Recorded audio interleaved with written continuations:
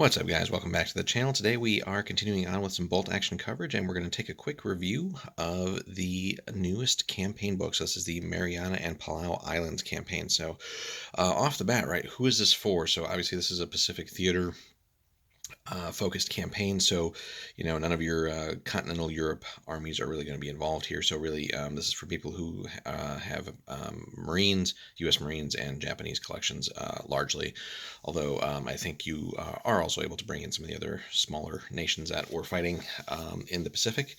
But like I said, largely this is for people with Japanese and U.S. Marine forces here. So let's dive right in. And right off the bat, this is like most of the newer or recent campaign books for bolt action from Warlord here.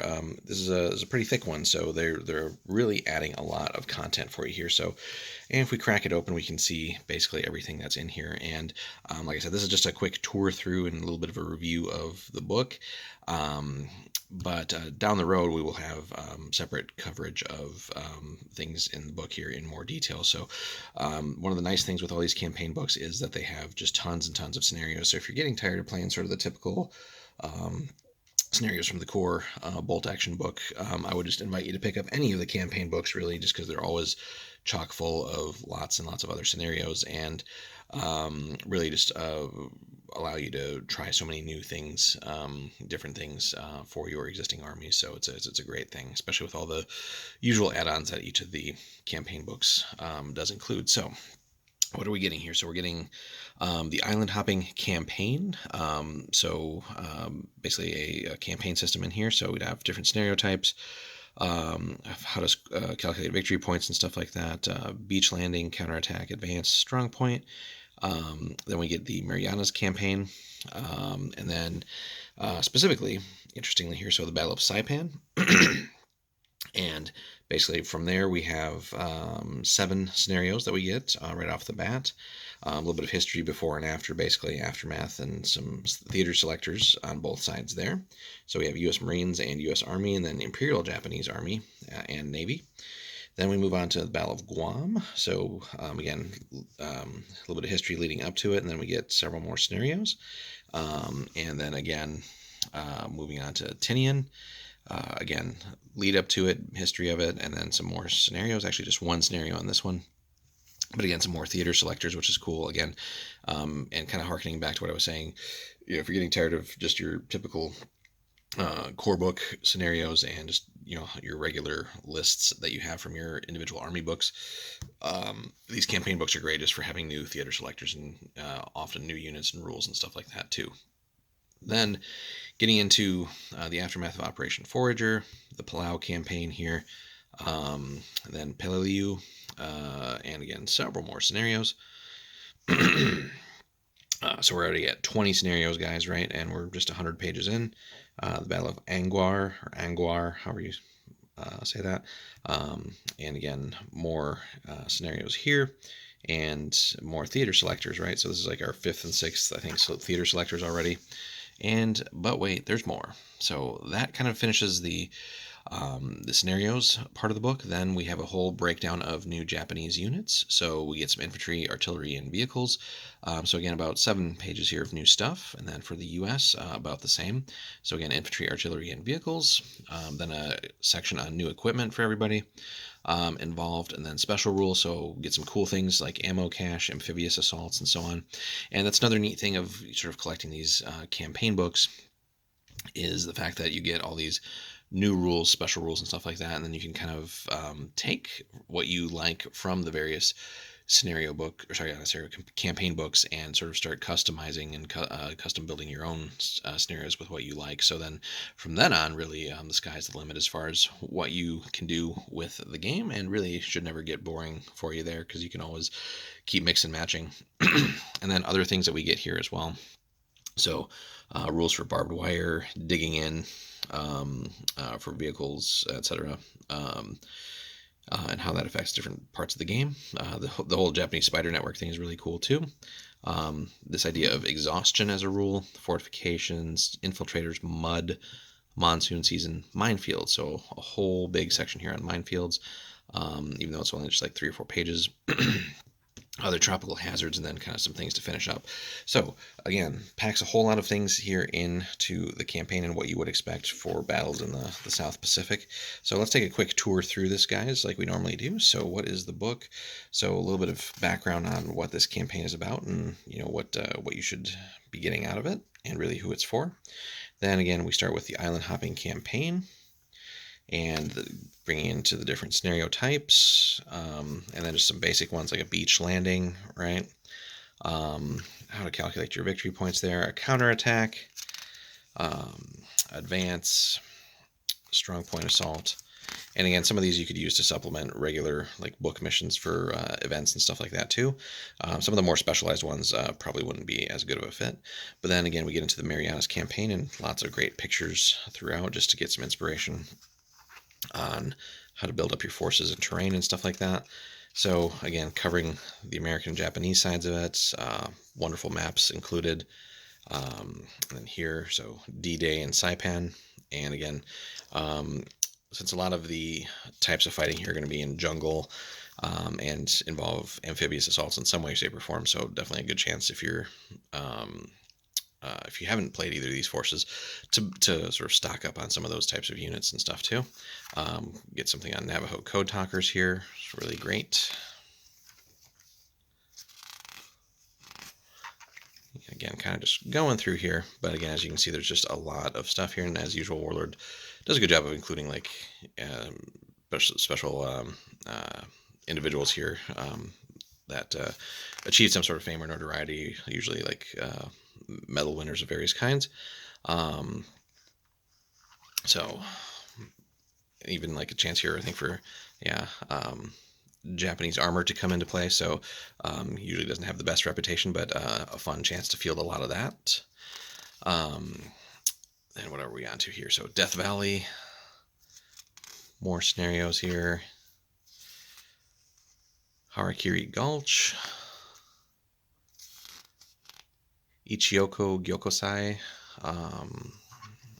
So lots of goodies here. Again, just fantastic artwork from Warlord here, so lots of new stuff that we haven't seen before. Again, getting into some of the theater selectors, so just letting you try out new things and new ways to play your existing models. So if you're getting a little tired, like I said, of just your typical games with the Japanese or the Marines, definitely invest in this book. This will keep you and your buddies busy for a long time if you played through literally everything in here and really incorporated all the things that this book offers for you here. So again, another wonderful map here with force details on where the forces were at, and just on and on and on here. And we're barely halfway through the book here, and again, just so much good stuff. War dogs.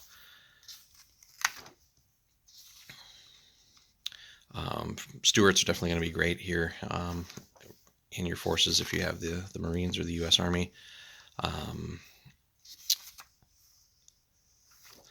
Yeah, lots and lots of opportunities here for hobby work as well, especially jungle, like I said, jungle terrain, various other beach and island type terrains as well. If you're U.S., you definitely want to invest in some of those landing track or LBTs. Again, more map work. Tinian now.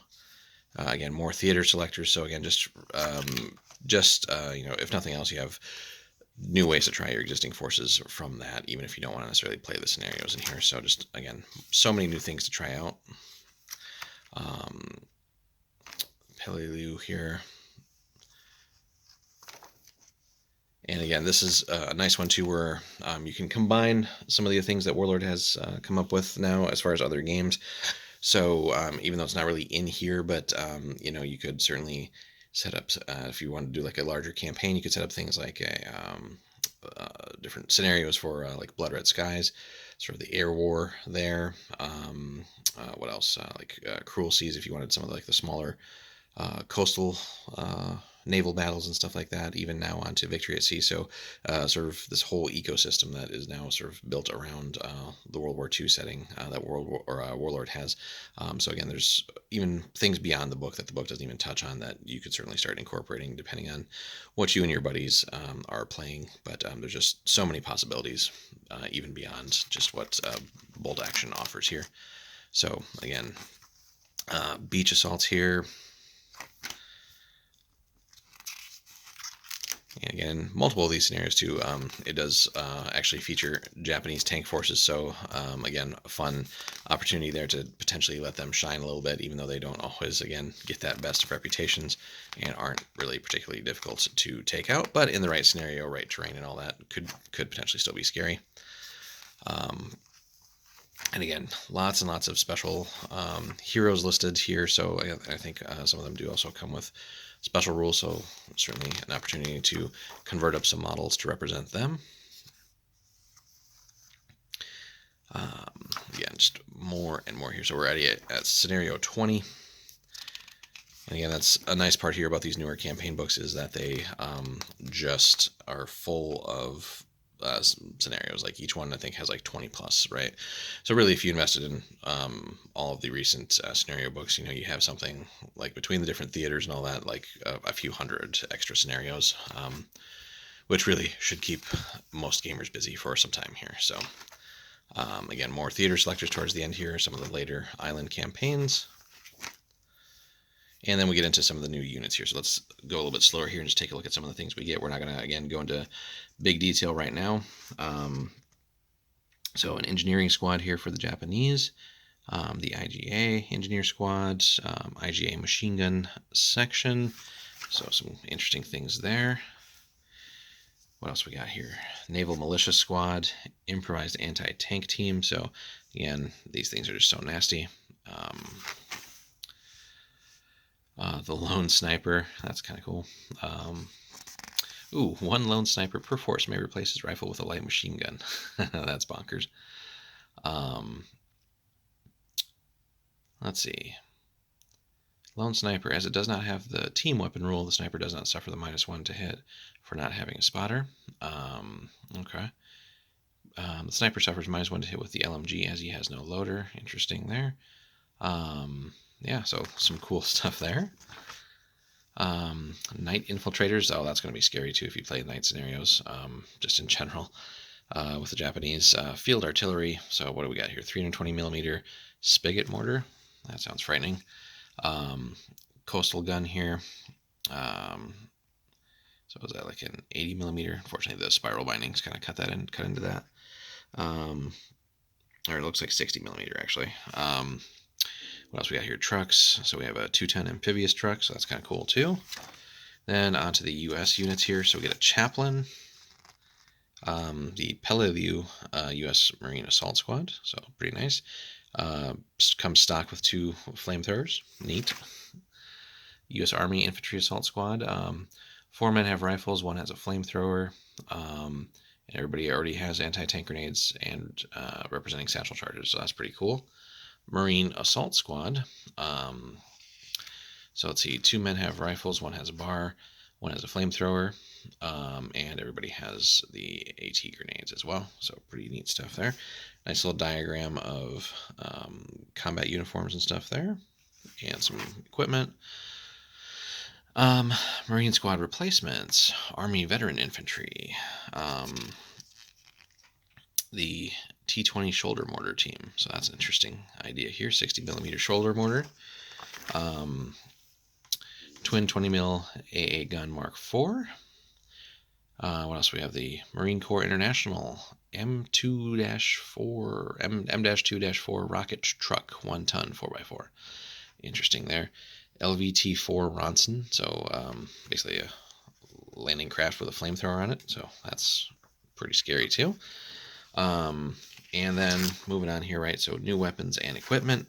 Again, there's so much stuff in here. So improvised side armor, flamethrower, canister rounds, more on rifle grenades, and then some special rules here. So ammo caches, which could be great for various scenarios, of course. Amphibious assault rules, different natural obstacles there, landing craft, boats, landing craft, various kinds, barbed wire. Oops. What else we get? Digging in. So digging in for infantry vehicles, the spider holes, how that affects preparatory bombardment and tank assault, all kinds of stuff there. Exhaustion's a fun one, which could be used in different theaters too. So if you're playing like in the winter, for example, just you could probably modify the exhaustion rules for like extreme cold and stuff like that. Fortifications, so trench sections and weapon pits available. Decoy log bunkers themselves, tunnel networks. So just all kinds of stuff, guys. This really just expands the game in so many different ways for you. um, Monsoon season, Minefields, and really, I know there's probably some like Vietnam era rule sets out there, but you could probably adapt a lot of this jungle special rule stuff here if you had Vietnam era minis, if you wanted to game some of that. All kinds of minefields here, how to clear them, etc. Other tropical hazards, so mud, monsoons, etc. And then a little bit of bibliography at the end, of course, wrapping things up, and some credits and everything, and then that's the end of the book, guys. So like I said, this thing is a big old monster of a campaign book. Warlord's been knocking these out lately, just doing a fantastic job all around. So definitely would recommend it. Of course, obviously if you are existing Japanese or U.S. Army or Marine players, definitely pick this up. Really no reason not to. Just so many new things for you to try out, and really fun scenarios and everything. If you don't have either forces, and you're looking for something drastically different than your typical bolt action battles, again, this might be a good one to jump in and test out the at least some of the Pacific theater here. Could be really fun, and it's a great challenge on either side of it. And especially if your group is looking for something new and different from your typical Eastern or Western Front battles in Europe, then yeah, highly recommend this as well. So again, Warlord did a great job here, and I'm sure we'll get another campaign book at some point here covering something else in the war. But yeah, they've been on a roll here lately, last year or so, with these campaign books. So kudos to Warlord there. If you guys have picked the book up or play in the Pacific Theater, let us know. Let us know your comments. Have you played any of the scenarios? What do you think? What have you thought about the rules? So just hit us up in the comments, guys. Be happy to hear from your experiences so far with it.